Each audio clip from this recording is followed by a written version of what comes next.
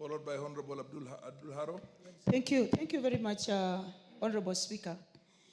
And I must give you some accolade, Honorable Speaker, for laying it bare, laying it academically bare, and you gave us some very, very useful information for especially the younger generation that may not necessarily understand the historical issues that may have been there, given that you have lived them, Honorable Speaker, you have walked them, you have seen them.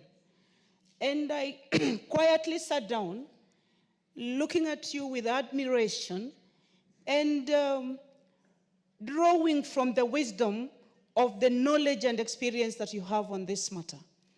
And I want to appreciate you, and I want to appreciate the committee for bringing this particular matter to the floor of the House through the Chair, Finance, in National Planning, who is my friend and colleague. And members have brought their ideas on this equalization fund. And this particular bill is to operationalize, bring to effect Article 204 of the Constitution by bringing up a system that would make this fund work and work well for Kenyans. Having said that, Honorable Speaker, I don't want to go back to what you have said, what other members have said, the component of time that this particular fund should be subjected to so that it is effective. But, Honorable Speaker, I want us to carefully listen to ourselves as leaders of this country. I want each leader of this country, Honorable Speaker, to have a conference with themselves, call themselves to order, and look at the role that they have played in neo-inequality in this country. Right now, people are busy jostling for particular committees in this House and in the Senate. And even when people go for elections, Honorable Speaker, the issue is we want to win an election to the extent that our people, my people, and I quote, mtu wetu, watu wetu. Where are the rest of the Kenyans, Honorable Speaker? Where do we put the rest of the country? Where did we ever take our patriotism as a nation to the extent that when somebody is put in a seat of responsibility, they should be able to consider Kenya from Turkana to Coast to Western to Masailand to Migori.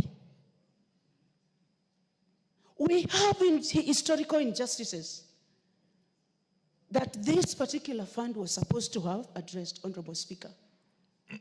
And indeed, as I had actually added, as I was applauding you, we need transitional justice in this country.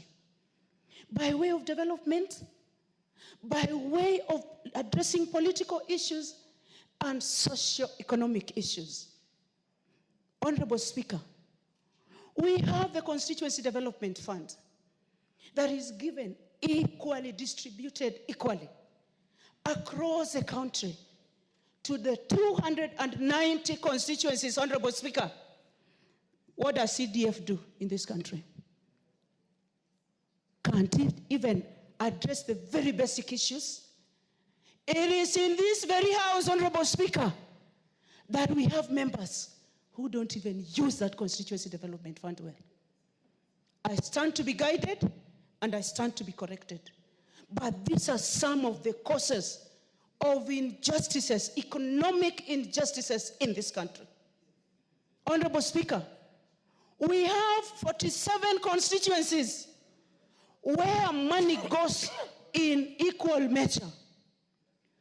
We also have devolved systems, Honorable Speaker. What's your point of order, the Honorable Mogaka? Mr. Speaker, is the member on the floor in order when she is intimating that it is members of parliament who are not utilizing NGCDF funds when we know that under the law and practice, the NGCDF board is managed by a board, funds are managed by a board, and the member of parliament has no role in that. Is she in order by saying that members of this house are not utilizing NGCDF money? Proceed, Honorable Professor. Thank you so much, Honorable Speaker. Thank you, my brother, and for your information. It is in the basic role of a member of parliament to legislate, oversight, and represent. So, if a member does not oversight well, they are directly responsible for the use of NGCDF. I want to say this, Honorable Speaker. It is important for us as Kenyans that we take the very, very, very basic care of all Kenyans. That Kenya grows as a whole. That when we look at development index for the whole country, that it is equal, Honorable Speaker. As much as we are talking about in historical injustices, Honorable Speaker, it is known in this house that there is budgeted injustices in this country, and this is a house of budget. I stand to be corrected. This house does budgeting and appropriation.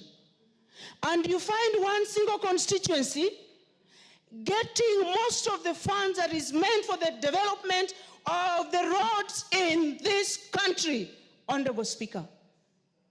And I will not shy away from mentioning it as I contribute to this matter.